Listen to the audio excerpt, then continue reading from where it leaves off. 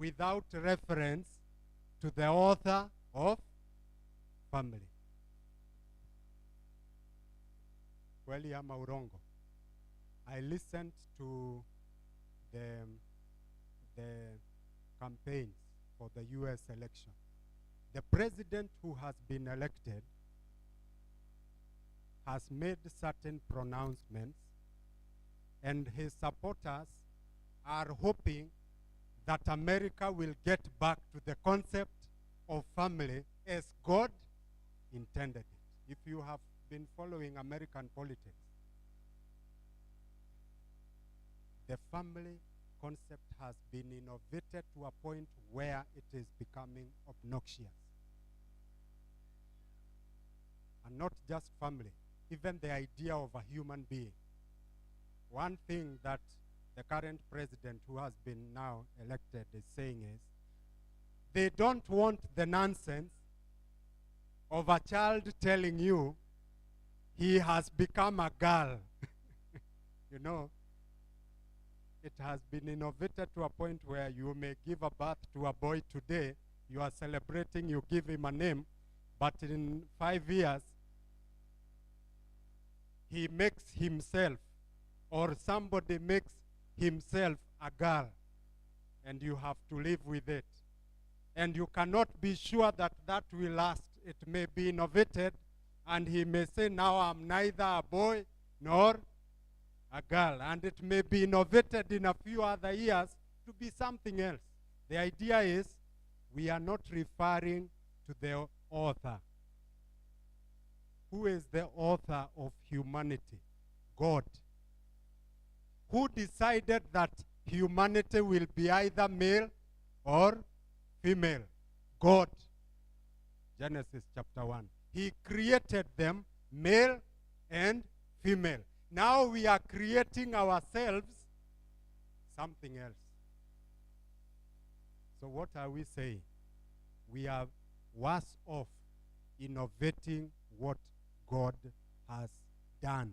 And do you know, Genesis tells us, he created the male and female, looked at it, and said, it is very good. That is God saying it. Now we are saying it's not good enough.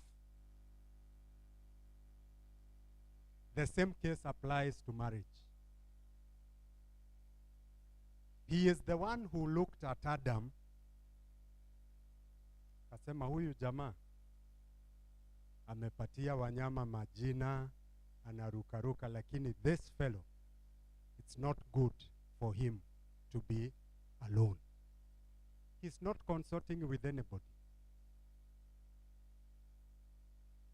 Anakuangalia tu hivi, anasema huyu jamaa penye amefika, sio vizuri akae peke yake. And then he does not give you, by the way, for Adam, he was not asked, by the way, ungependa namna gani? Miguu mirefu ama mifupi? Unataka awe na dimples ama nini? God knew exactly what this man needed. And to confirm it, kwanza akalazwa, akapewa anesthesia, akalala kabisa, so that he has no addition or any whatever, nothing. It was to be a surprise to him. Lakini God is so good and is so true that when the fellow was woken up, amka uone, akaamka, wewe amka bwana uone, ona huyo ona, wewe angalia, angalia anaogopa. Bwana, do you know, Ole, I mean well, lakini ameogopa kukuangalia na uko sawa. Do you know, when he looked at Eve just like this, he said, how did you know? She's exactly what I wanted. Exactly what I needed. Let me tell you, unajua tunachezea Mungu sana. We think we can innovate. Yeah, not my own, but a couple I know. Alafu nimalize tu. There is a couple, a living one.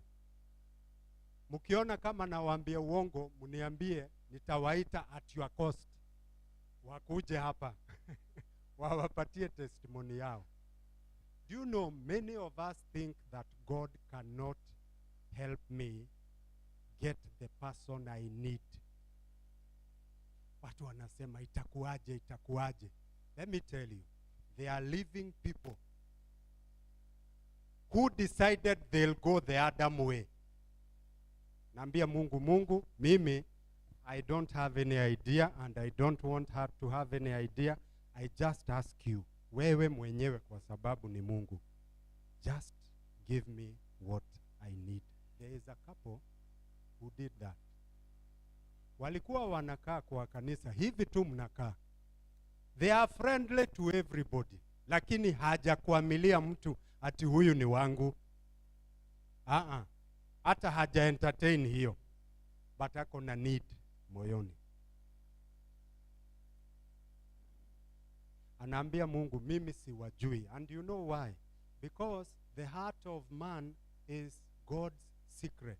Hakuna mtu anajua moyo wa mwingine. And let me tell you, in matters of relationships, it is heart to heart.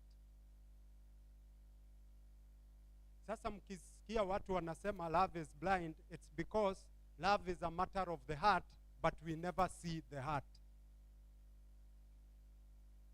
So only God can see the heart for you.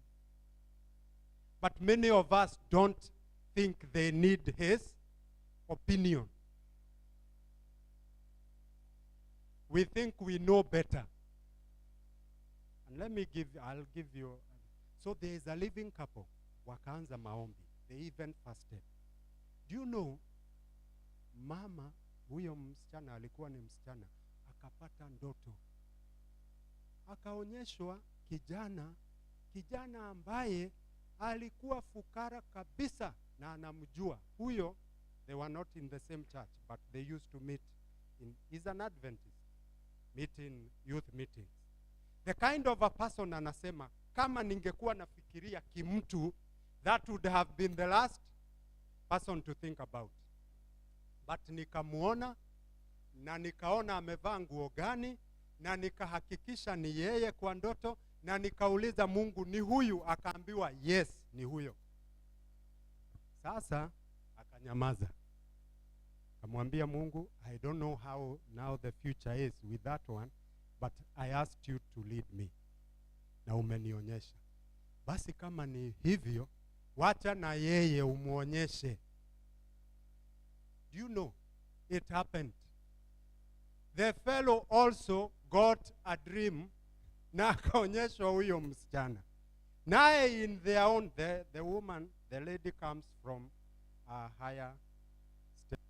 So hata kijana akauliza, Mungu, yani mimi na huyo, how will it be? Lakini akasema, kwa sababu wewe ni Mungu, work it out for me. Siku moja anaenda, wakakutana. Na acha tuombe. Wakaomba. Akamwambia, mimi sina mambo mengi. I've been fasting and praying. Lakini the dream I've had from God will surprise you. Akaambiwa, wewe, how will it surprise me? Kwa sababu